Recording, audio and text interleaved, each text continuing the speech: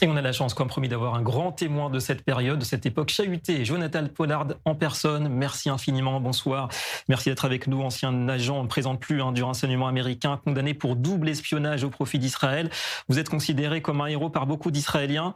On connaît tous votre histoire et votre courage, condamnation à la prison à vie pour avoir transmis, en tant qu'analyste du renseignement US, des informations sensibles à Israël. 30 ans de prison, un dossier qui a longtemps envenimé justement cette relation qu'on vient de voir Israël-USA. Est-ce que aujourd'hui vous comprenez pourquoi l'administration de l'époque n'a pas transmis ces informations à son allié israélien, ce qui vous a valu donc cette condamnation?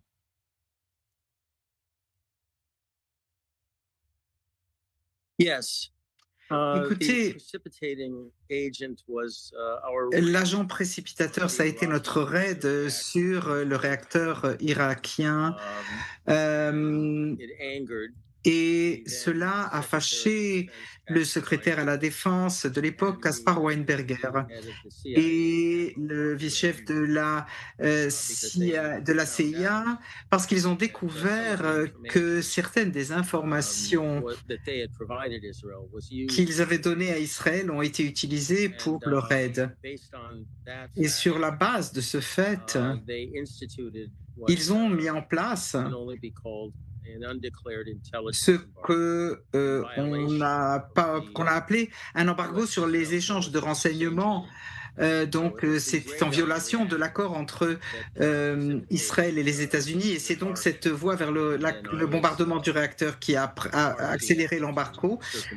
Et moi j'ai essayé de contourner cet embargo, et comme vous le savez, en fin de compte, j'ai été pris. Ouais, on connaît la suite. D'ailleurs, ça vous fait quoi d'être traité encore aujourd'hui de traître par certains extrémistes aux États-Unis? En quelques mots.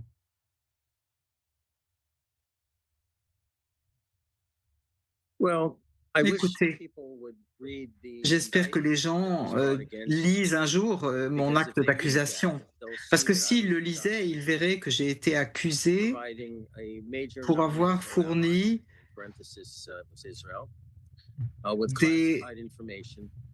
des informations à Israël sans avoir l'intention quelconque de porter atteinte aux États-Unis. Et ça, c'est écrit noir sur blanc.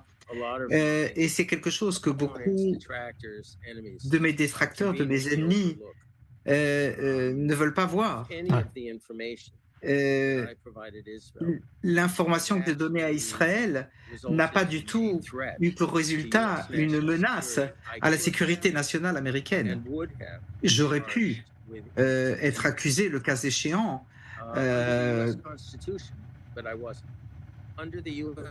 selon la Constitution américaine. J'aurais été alors été considéré comme un traître pour avoir aidé un ennemi en temps de guerre. Ouais. Donc, c'est clairement stipulé dans la Constitution. Et évidemment, je n'étais pas du tout dans cette catégorie-là. Ouais. Jonathan Pollard, on parle de la relation sur cette décennie Israël-États-Unis. Quelle aura été pour vous la pire administration américaine du point de vue d'Israël?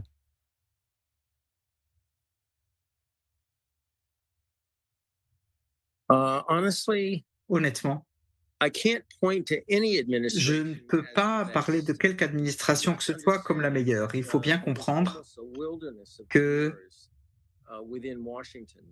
y a eu toutes sortes d'administrations à Washington avec diverses factions à chaque fois, des pro-saoudiens, des pro-irakiens, des pro-iraniens, des pro-égyptiens, des pro-turcs et des pro-israël. Donc ça dépendait toujours de quel sujet on parlait. Si l'administration américaine était amie ou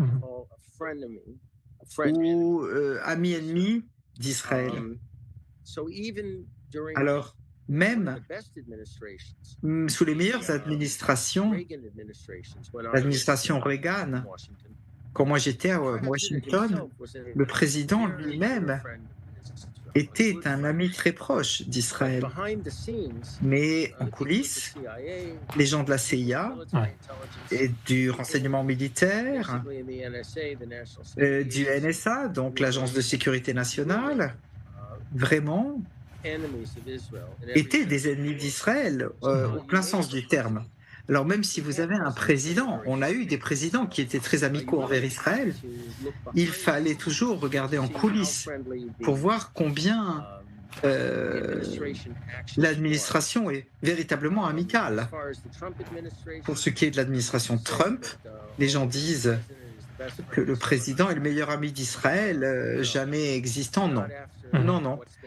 Pas après ce qui s'est passé avec Gaza et avec l'Iran et avec la Syrie et avec le Liban. Cette administration pourrait terminer vraiment en étant l'une des plus hostiles à Israël. Ouais.